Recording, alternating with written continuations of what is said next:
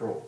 And if you can't control people by force, you have to control their minds, you have to control their attitudes, exactly like they say. Well, going back to the Mohawk Valley formula, the idea was to move into a community, flood it with, where there's a strike going on, flood it with propaganda, take over the media, the churches, the schools, everywhere else, pour in this propaganda about harmony and so on, the way I described it. And then there's those bad guys out there who are trying to disrupt our harmonious lives. Like that union organizer is probably a communist or an anarchist anyway, and probably un-American, and is trying to, destroy all these wonderful things we have. And we got to band together and kick him out. We have to defend their way of life against this. A lot of religion gets thrown in. Remember that the United States is an extremely fundamentalist country. I mean, you look comparative statistics. Usually religious fundamentalism declines as industrialization goes up. It's pretty close correlation. The United States is off the charts. It ranks with devastated peasant societies, probably more fundamentalist than Iran. There's all, why is it so, I don't know. But, I mean, that's a complicated question. But one factor is that it was certainly consciously fomented by business leaders. That goes way back to the 19th century, when they were supporting their favorite, John D. Rockefeller's favorite evangelist was, who poured a lot of money into, was some guy who said that people ought to have more enlightened ideas than labor agitation. That was one of his famous phrases. And the more enlightened ideas are, go to church and listen to orders, and, do what they tell you and shut up. That's the more enlightened idea. And it's a really interesting case because the Mohawk Valley was the model that was later used for strike breaking and destruction of the labor movement in the post-war period.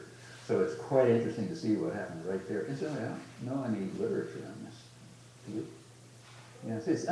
These are untouchable topics, And you can almost say that anything that's important, it's going to matter for people's lives, it's got to be sort of off the agenda. And it sort of makes sense. You don't want people to know about it. Like, you don't want people to know the wrong kind of thing. After all, that makes sense. It's like it's not a conspiracy or anything. It's just common sense. If you have a certain degree of power and authority and privilege, you just don't want people to know things that might be harmful to them because they're really like children, remember. And we're the ones who have to make the decisions for them. There's an enormous amount of money and effort goes into this. It's not the only thing by any means. There's a lot of other reasons why the United States is so unusual in this respect, but this is one of them.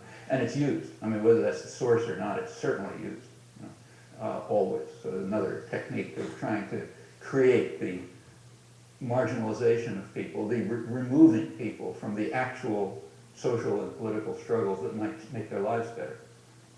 Maybe and to keep them from working with one another by dividing them up in all sorts of ways. And in a myriad techniques, find a fashion to keep the hated masses out of the public arena where they don't belong.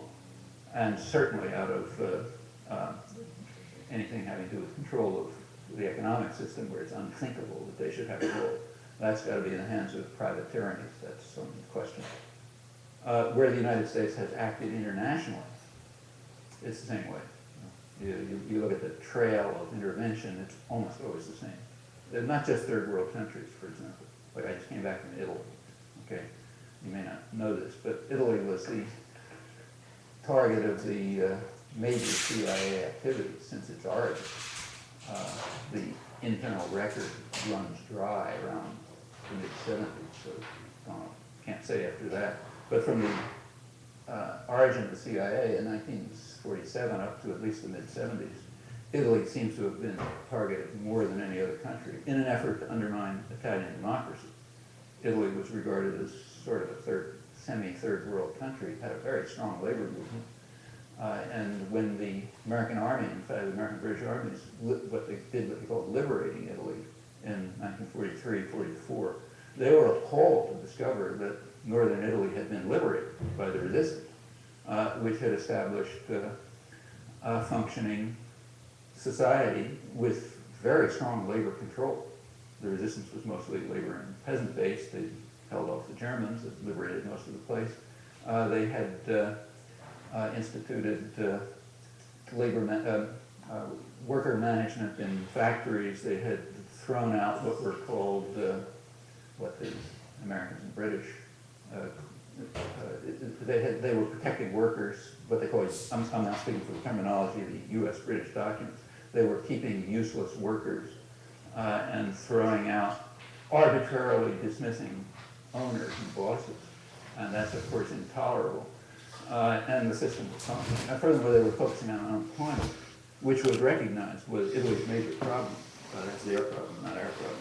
Our problem is to restore the traditional structure, which meant traditional hierarchies. Actually, it meant restoring fascist structures and fascist collaborators and so on. And a big effort was made to do that. And it was